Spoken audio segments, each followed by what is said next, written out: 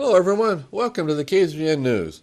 Today we'll bring you news of the Ridgecrest Police Department looking for the public's help in finding two thieves, news that Ben's Sanitation has been sold, info on new Obama administration new regulations coming, news from the China Lake Museum, today's KZGN Talking Points editorial, weather, sports, and much more. From the Rademacher Hills to Bee Mountain and the mighty Sierras, Ridgecrest to Inyokern and China Lake, this is your news for the Indian Wells Valley with the KZGN News Crew. Hello, I'm Tom Winnick. Thanks for joining us for the news affecting Ridgecrest in the Indian Wells Valley. We start with this report from the Ridgecrest Police Department. On 4/19/2016, two suspects entered AT&T Wireless and stole 4 cellular phones that were on display. Here's a video of the two suspects. It shows two young men just walking into the store, grabbing the phones, ripping them off the display, and walking out of the store. It's amazing. That really is bold.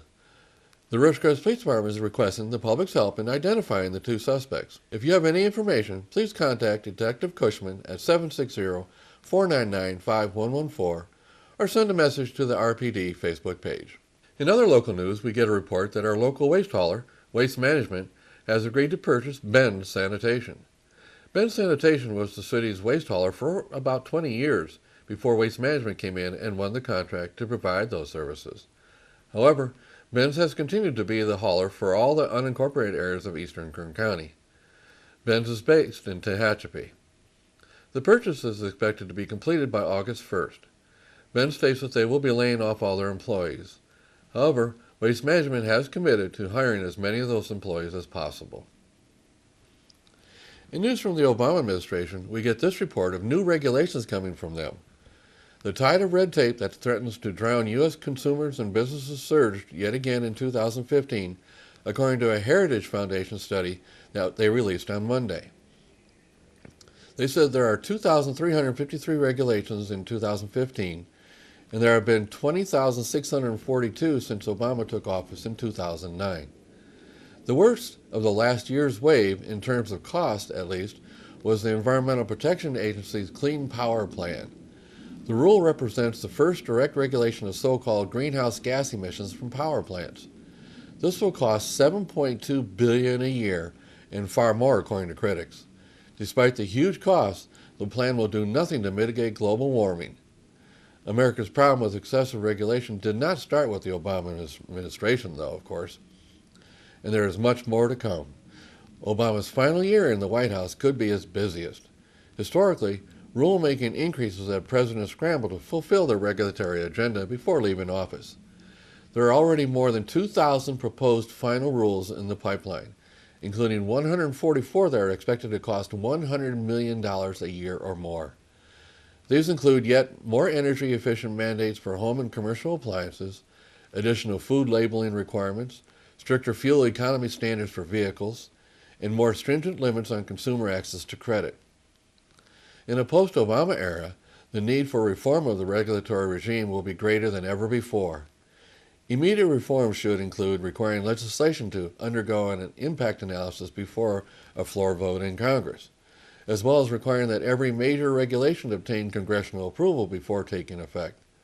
Sunset deadlines should also be imposed for all major rules, and independent agencies should be subject to the same White House regulatory review as executive branch agencies. The unparalleled increase in regulatory burden spells a decline in economic freedom and individual liberty, which inhibits innovation, investment, and job creation, increases prices, and curtails consumer choice. So stand by for more regulations the final 7 months of the Obama administration. They'll once again be testing the limits of executive authority. In campaign news, we get a report that former Vice President Al Gore has attacked Trump on his stance on global warming. Trump has often said that he does not believe that humans played a role in climate change, and has commented that the issue is a very, very expensive form of a tax. Last week, Trump asked North Dakota Republican Representative Kevin Cramer to write a white paper on energy policy. Also, Cramer and some other Trump energy advisors also recently met with lawmakers from western energy states, who hope Trump will open more federal lands for drilling. Al Gore hasn't endorsed Democrat frontrunner Hillary Clinton, even though he served as husband Bill's vice president. or Vermont Senator Bernie Sanders, but he does praise them for addressing climate change issues. However, Gore said he will eventually back the Democratic nominee. In the latest polls, all the political pundits are all abuzz at how the race between Clinton and Trump has tightened. There are now numerous polls showing Trump leading or Clinton leading. However, they are all over in the margin of errors for most of the polls. Most people agree that though the polls show Trump is improving and Clinton is sinking, and there is a lot of emphasis on the unfavorable ratings of the candidates. Many believe that Trump probably has the best chance to lower the unfavorability rating, as Clinton's unfavorability position has developed over 30 years, while Trump has just emerged in the last year. If Trump was to improve his position with women, he could take the election. The latest numbers show 45% of women dislike Clinton. And the other weird thing going on is that a Rasmussen poll still shows 66% of the country believes that the nation is headed the wrong direction. Only 27% feel we are headed the right direction. And Clinton is clinging onto the Obama administration policies that 66% of the country feel are wrong. So how that ultimately plays out in November is a real variable. Why Clinton would tie herself so tightly to a direction that only 27% of the country agrees with is strange. And she has said in every campaign speech that if the Democrats want to continue the Obama direction, they need to support her. Of course, maybe that's why so many Democrats are supporting Sanders. Well, time will tell, and until we get past the party conventions, the polls will be all over the place. It does seem, though, that more and more Republicans are stopping fighting Trump and getting behind him as the nominee. And Democrats are betting the same will happen when they are finally down to one nominee, too. In local club news, the China Lake Museum Foundation is getting ready for their annual dinner fundraiser. The event will be held Saturday, June 4th. It'll be at the Kerr-McGee Center starting at 4:30 p.m. This dinner and fundraiser helps raise funds for the operations of the museum on China Lake and to add funds to the construction account to build a new museum in the city. The proposed location of the new museum is by the Matarango Museum. Moving the museum off the base is a real important thing to make it more accessible to the general public. This fall, they plan on starting the new museum with a 3,000 square foot building. This will be phase 1. Tickets for the dinner fundraiser is $35 for a single and $60 for a couple. So if you want to help, plan on attending the dinner fundraiser. Again, it will be held Saturday, June 4th. It'll be at the Kerr-McGee Center starting at 4:30 p.m. For more information or to buy tickets, they can be contacted at 760-939-3530. You can call and purchase tickets with a credit card if you'd like. They also have a Facebook site at China Lake Museum Foundation. Help make this great addition to the community a reality. Now stay with us. After the break, we'll have the KZGN Talking Points editorial.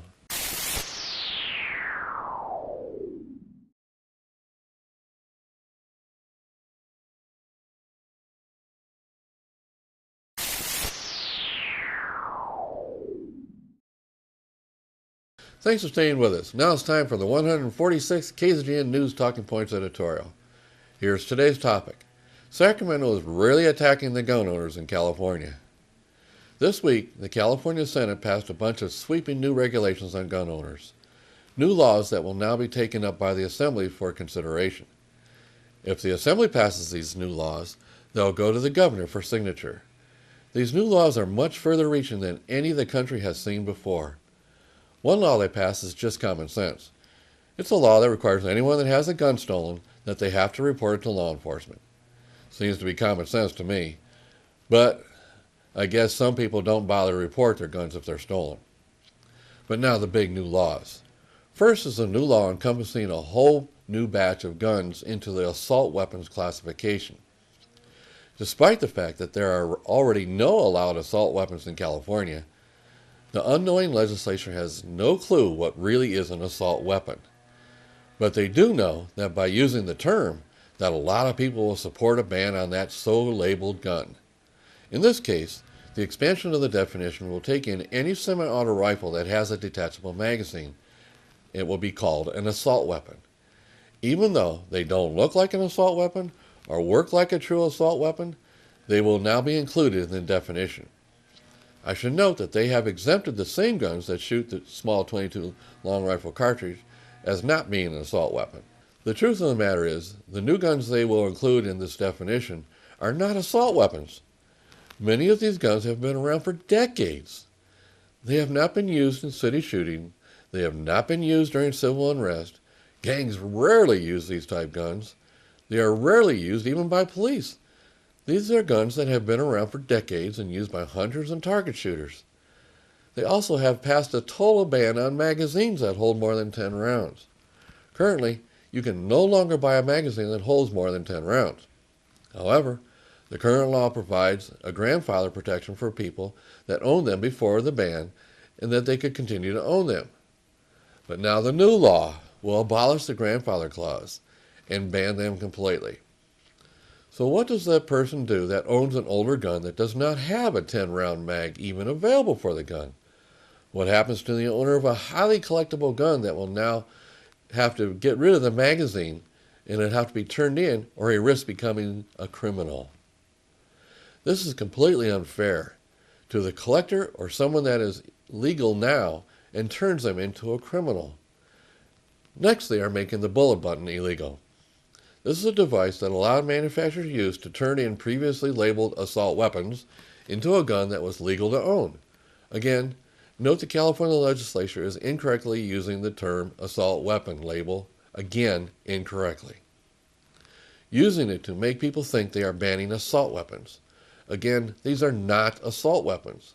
However, the labeling of them as such gets unknowledgeable people to support the ban.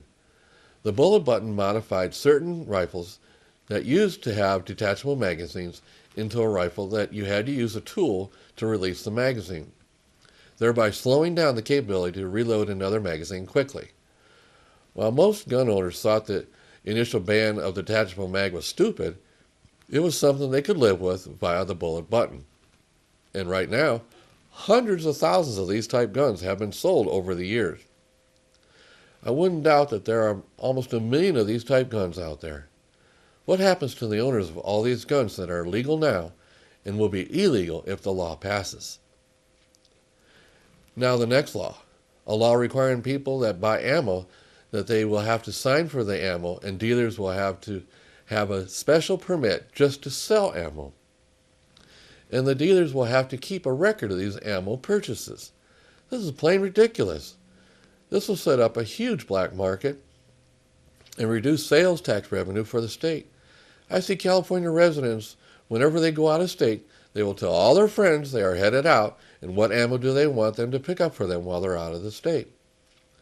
I can envision even private citizens taking trucks out of state just to buy and bring back ammo for their friends. This is pure nonsense. It's not enforceable. And will the Attorney General and District Attorneys actually prosecute these illegal sales of ammo? Millions and millions of rounds of ammo are sold in California every year.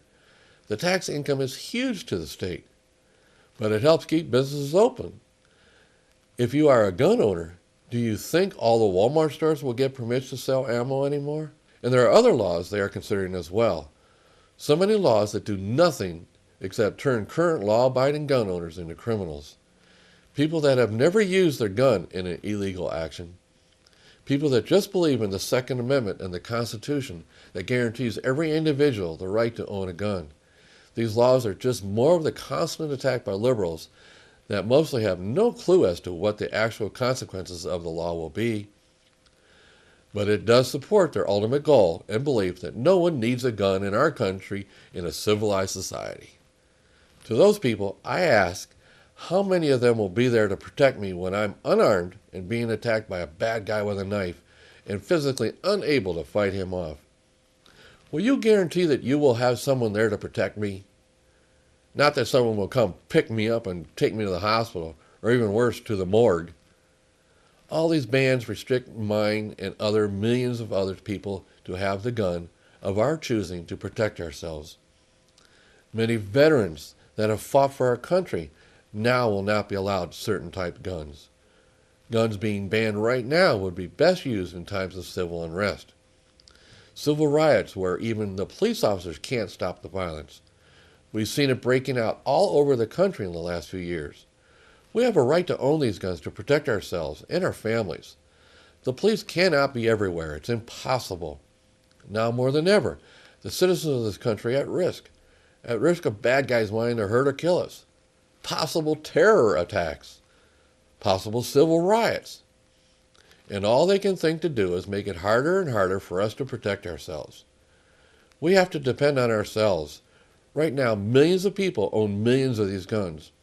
They are owned responsibly and only sit in a gun safe, ready for use if needed. Not for offensive use, but ready for defense, our defense.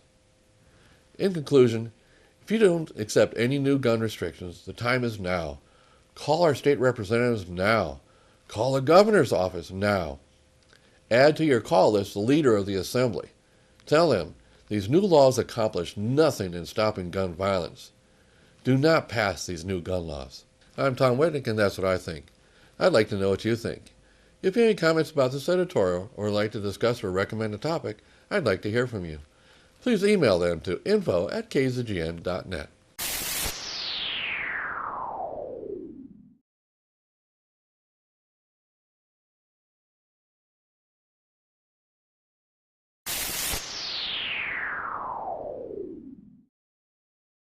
Thanks for staying with us. Now here's Lane with the weather.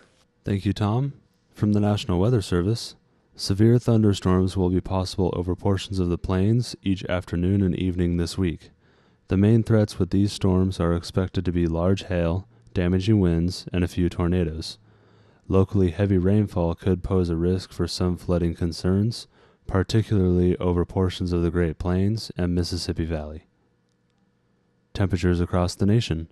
Carolinas at 74, Georgia at 83, Arkansas at 85, Northern Texas at 81, Arizona at 82, and Los Angeles at 64. And for us locally, tonight mostly clear with a low around 54, southwest wind 15 to 20 miles per hour. Wednesday, mostly sunny with a high near 78, south-southwest wind 5 to 10 miles per hour. Wednesday night, partly cloudy with a low around 55, west wind 10 to 15 miles per hour with gusts as high as 25. Thursday, sunny with a high near 84, southwest wind 5 miles per hour. Thursday night, mostly clear with a low around 57, west-southwest wind 5 to 10 miles per hour with gusts as high as 15. Friday, sunny with a high near 88, southwest wind 5 miles per hour. Friday night, mostly clear with a low around 59, southwest wind 10 to 15 miles per hour with gusts as high as 20. And Saturday, sunny with a high near 87, west-northwest wind 5 miles per hour. And that is your forecast for the IWV. Now back to Tom. So that's the news for today. All us at KZGN-TV know you have a choice in what you watch for your news. We all thank you for choosing KZGN-TV, Ridgecrest's only locally owned community TV station. Now stay tuned for Ridgecrest Talk, coming up next.